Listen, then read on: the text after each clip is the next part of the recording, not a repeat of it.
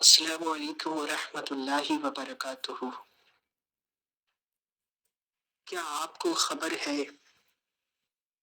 کہ ہم جب نیکی کے راستے پر چلتے ہیں تو ہماری غمان میں خناس جو ہمارے دلوں میں چھپا ہے وسوسے کیوں ڈالتا ہے؟ اور کیا آپ کو پتا ہے کہ جب ہم عبادت کرتے ہیں، ذکر و اذکار کرتے ہیں، نیک عمل کرتے ہیں، کثرت سے اللہ کا ذکر کرنے بیٹھتے ہیں یا نماز وغیرہ پڑھتے ہیں، اس وقت فحش خیالات، گندے خیالات، دنیا کے خیالات کیوں آتے ہیں؟ بہت سے لوگ اس بات سے ڈر بھی جاتے ہیں، بہت سے لوگ حیران ہو جاتے ہیں، بہت سے لوگ مایوس ہو جاتے ہیں۔ تو فقیر قادری آپ کے سامنے اسی سوال کا جواب دینے کے لیے کچھ بات آپ کے روبرو کر رہا ہے، آپ کی سماعتوں کے حوالے کر رہا ہے۔ دیکھیے، ایسا ہے کہ جب ہم اللہ رب العزت کا ذکر کرتے ہیں نا، یا کوئی نیک کام کرتے ہیں، تو اس ذکر کی برکت سے ہمارے قلب کی صفائی ہونا شروع ہو جاتی ہے، جیسا کہ حدیث پاک میں آیا،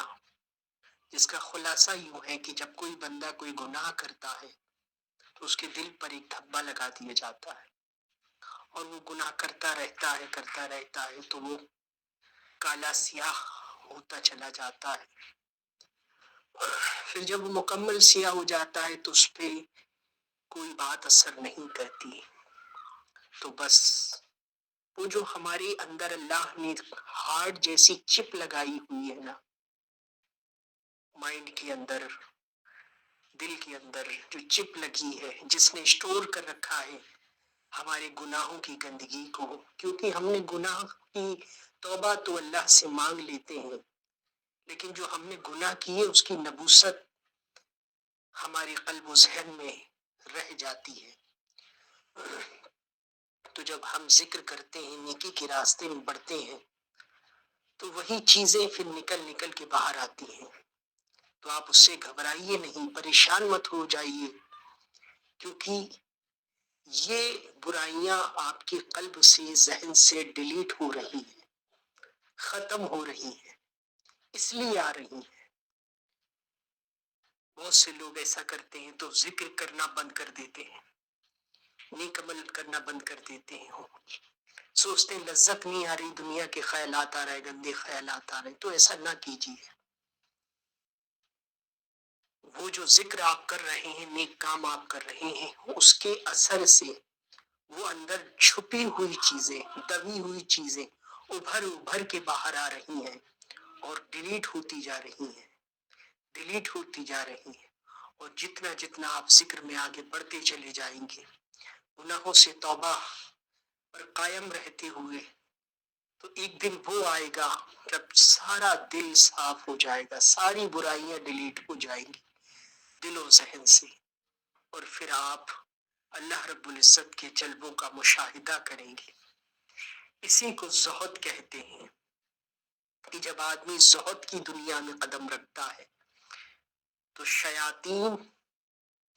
اپنے پورے وار کے ساتھ خناس جو دلوں کے اندر بستا ہے اس کے ساتھ ہمارے دلوں پر حملہ کرتا ہے۔ اس لیے پریشان نہ ہو، کثرت سے اللہ کا ذکر کرتے رہیں اور توبہ سچی کریں اور اس پر ڈٹے رہیں۔ خیال آتا ہے تو اللہ اس کو معاف کر دیتا ہے۔ انشاءاللہ پھر کبھی میں بتاؤں گا کہ کون سا خیال آنا گناہ ہے اور کون سا خیال